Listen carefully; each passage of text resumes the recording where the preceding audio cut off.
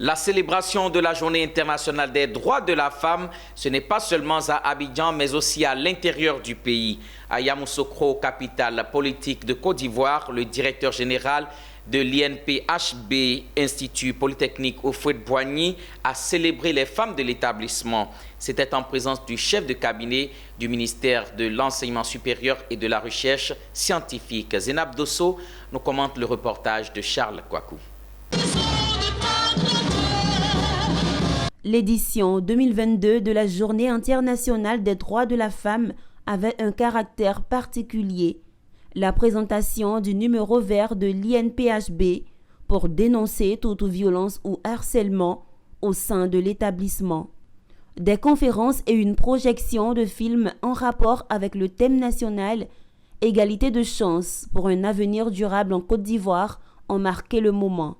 Un cadre propice pour les femmes de l'INPHB de remercier leur directeur général et réaffirmer leur engagement au service de l'établissement.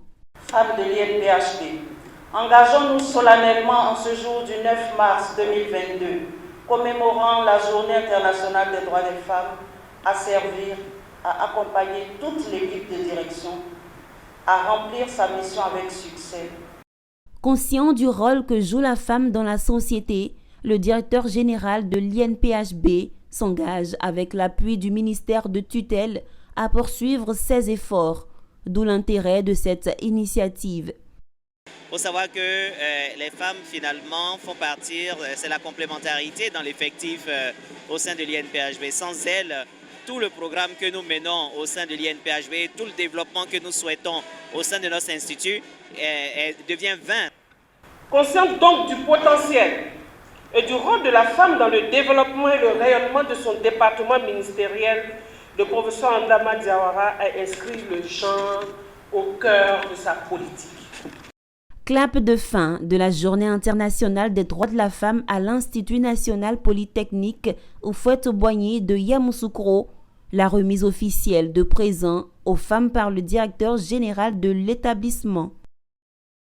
La célébration de la Journée internationale des droits de la femme s'est aussi tenue à Gagnoa, précisément à l'espace fonction publique, en présence des élus locaux et des cadres de la région du Gor. La célébration a été l'occasion de communiquer sur les efforts faits dans le cadre de l'autonomisation de la femme à travers divers programmes qui ont été mis en œuvre par le gouvernement de Côte d'Ivoire. Dakar France Diomandé commente le reportage de Gervais Amani.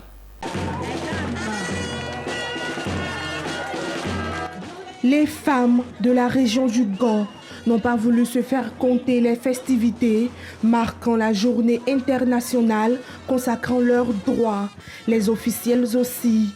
Comme ici le président du conseil régional du Gor, Djedje Bagnon, parrain de la manifestation, et Bizier Lambert, troisième vice-président de la Chambre des rois et chef traditionnel de Côte d'Ivoire.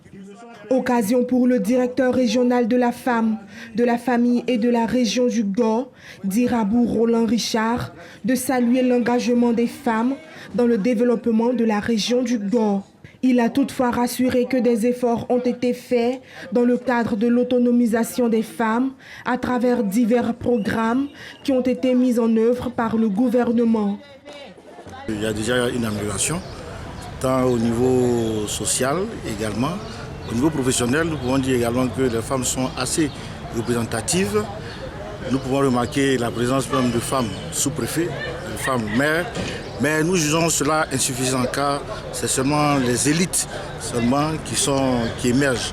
Et nous souhaitons que cette égalité de chance soit pour toutes les femmes de Gagnoa. Les femmes ont de leur côté traduit leur gratitude au président du conseil régional du Gor et au député maire Issouf Diabaté pour leur aide constante en faveur des femmes de cette localité. Le parrain de la manifestation a promis soutenir les femmes du Gor dans le cadre de leur autonomisation. Il les a en outre exhortées à la paix et au vivre ensemble.